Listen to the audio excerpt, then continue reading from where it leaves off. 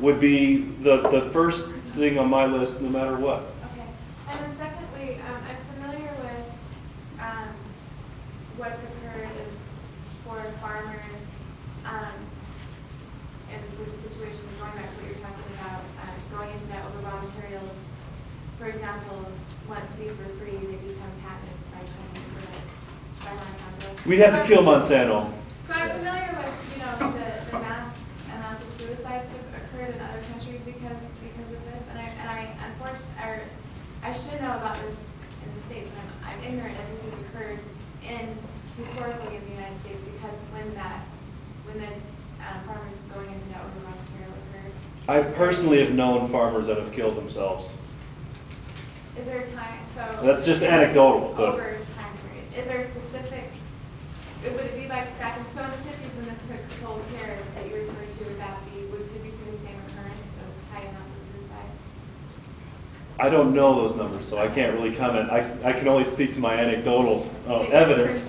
Since the late 1950s, when the parity price was abandoned, which we established during the 1920s and maintained through 1950, when those were abandoned, that's when we started to see large-scale farm foreclosures, and that continued to slide for a long time, but it was exacerbated in 1982 as we continued to import more of the agricultural products, which drove the price down even further. And then we've had another recent round in the mid-1990s of another precipice that the agricultural community fell off.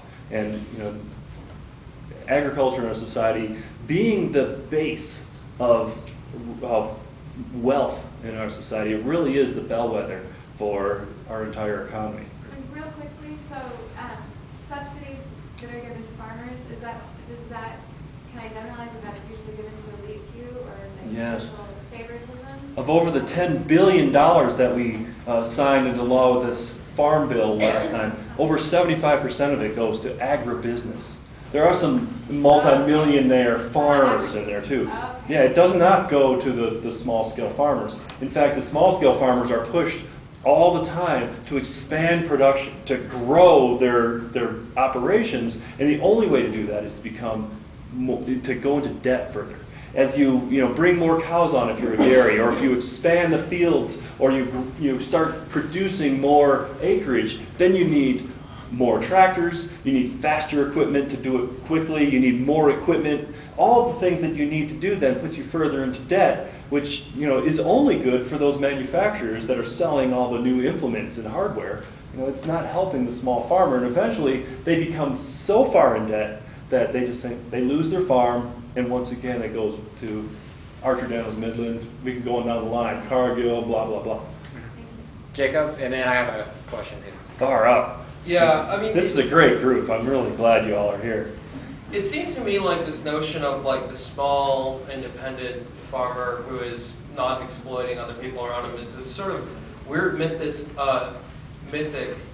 sort of presentation that a lot of people have on the left. Oh, we just got rid of all the Walmarts and everybody would treat each other fair.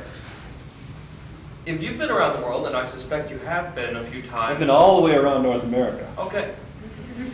Well, I suspect that you probably know that some of the biggest exploiters of people around the world are small people, people that know each other personally, specifically people in families. This Das Kapital, which you've claimed to have read, speaks at length I never did claim to have read that, but I did read it many times. Okay, very good. Good. So, like, the handicraft industry is a really good example of this, where people constantly put their children to work. And I've actually been to places in the world now. For instance, I went to India. I went through the slums where, a friend made me go. But Horny. What? No. Anyway, the point is I don't see how going to these smaller businesses are going to basically deflect all the evils of capitalism you claim it will.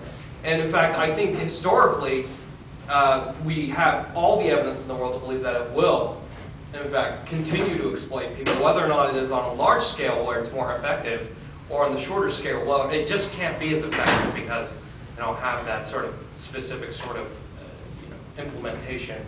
So I don't know how you think you're going to make the world better by making smaller corporations into bigger corporations into smaller corporations, essentially. Well, I do want to say that it directly began this conversation to try to understand the desire to make a global economy, to create a situation where we can undermine producers, the cost of, or the wages paid in our economy, to go away from a system where we depend upon the wages that we earn from our own work by producing goods or raw materials and being paid a parity price, one that is fair and adequate to live a decent living.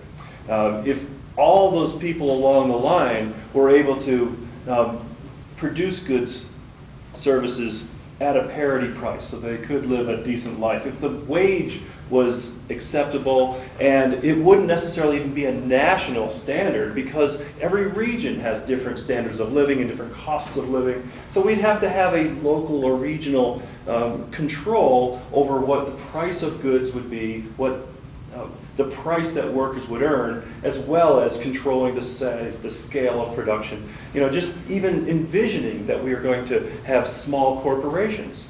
I mean, the ideology, that the values, the language, the concepts, this framework of concepts that we use to understand things are still getting in the way if we think, well, maybe we just had small corporations. A corporation may be necessary if it's in the public interest to pool our money. We could do it publicly or we could do it through a private business, but if it was small scale and if it was meant to always be in the best interest, a service for society, then at least we would have a vehicle where we could remove that charter if it got out of hand. We need to have local control regardless of what that is. And there will always be flaws. We see in other indigenous cultures that don't have, market economies, we see big men, strong individuals that control resources. It's going to be a challenge to do that. Perhaps democratically, we could do that on a local scale. I don't really have the optimism. I lost my utopian dreams a number of years ago. And to be honest, I had more utopian dreams till I came here to Utah. I love the community. I love the sense of common identity and common concern for our neighbors, but at the same time, you lose individuality. The pressures that must be put on the individual to conform are enormous if you're going to have people all contributing to a common pot when not all people are able to contribute to the same level. It's a frustrating dilemma. I don't know if you can have a utopian society, but at least we can try to create checks and balances to maintain some kind of an equitable distribution of wealth, standard of living, and those kinds of things. As far as people exploiting their children by putting them to work, which is what they did on farms. I mean, These idealized forms you're speaking about. Oh yeah, we are also. That didn't have slaves. Is it better now that we're not putting our children to work, sitting them in front of the TV and the video games, and wasting them away on Twinkies or McDonald's or whatever it is? We're really not doing much good for our kids by not making them work either. We have to work. Work is a part of life. Somebody convinced us that we should avoid work and we should avoid pain. You need pain. You need work. People make that same argument about why kids should sew together soccer balls in Afghanistan.